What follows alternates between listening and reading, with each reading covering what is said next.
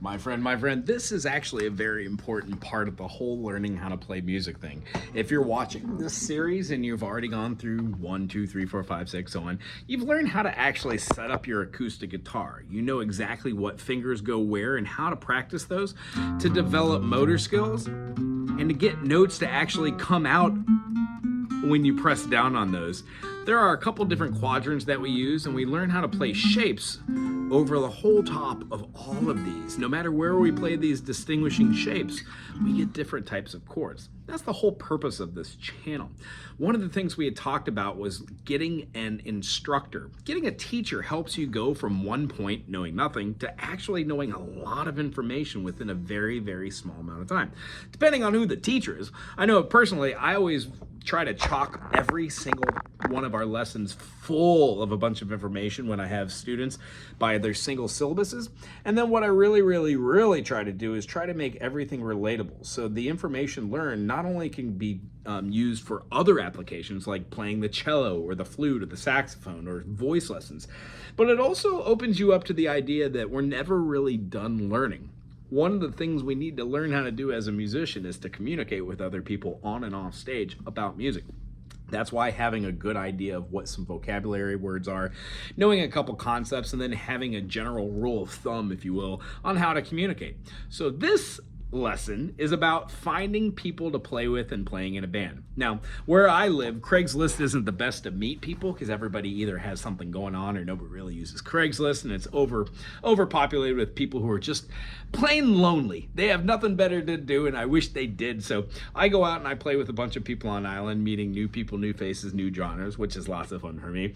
But as far as where you are, check out your Craigslist. If you're under 18, make sure that you have your parents' permission, and I'm sure that you could talk to your other students and friends in school.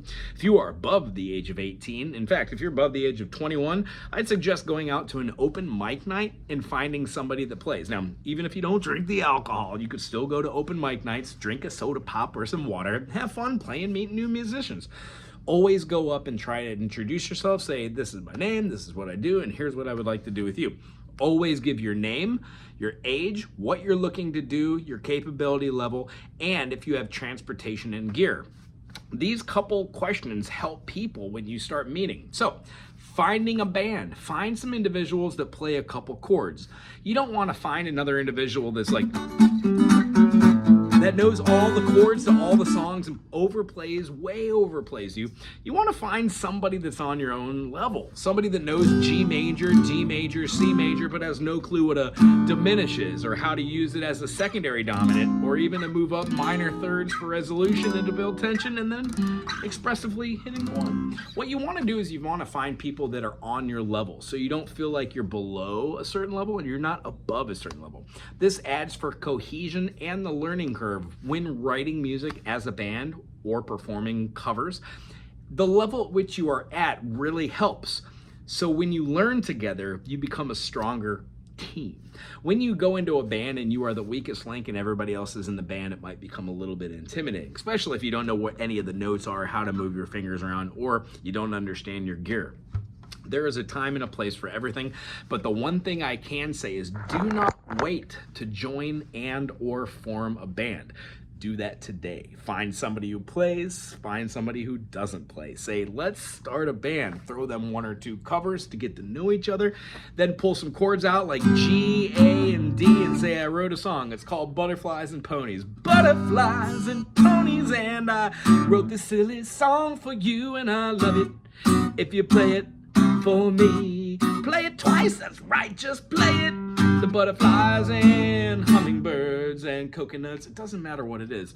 Put something together, have fun with it, and go out and do it. If you meet a couple of individuals, a duo, a trio, if you have a full band, try and have multiple instruments in it. Have 2 lead singers, have 2 drummers. There is never a cap, or there is never a right way to do anything. There is always just a way.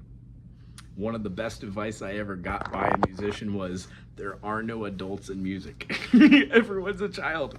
And that's a great idea too. I feel as if I'm a child learning new situations when I'm meeting new people, and that freshness of starting a band, being in a band, writing music, trying to get gigs, printing out t-shirts, making posters, it's all part of the trials and tribulations. So my suggestion to you, find a band, start a band, and have fun. Don't wait another day. Aloha.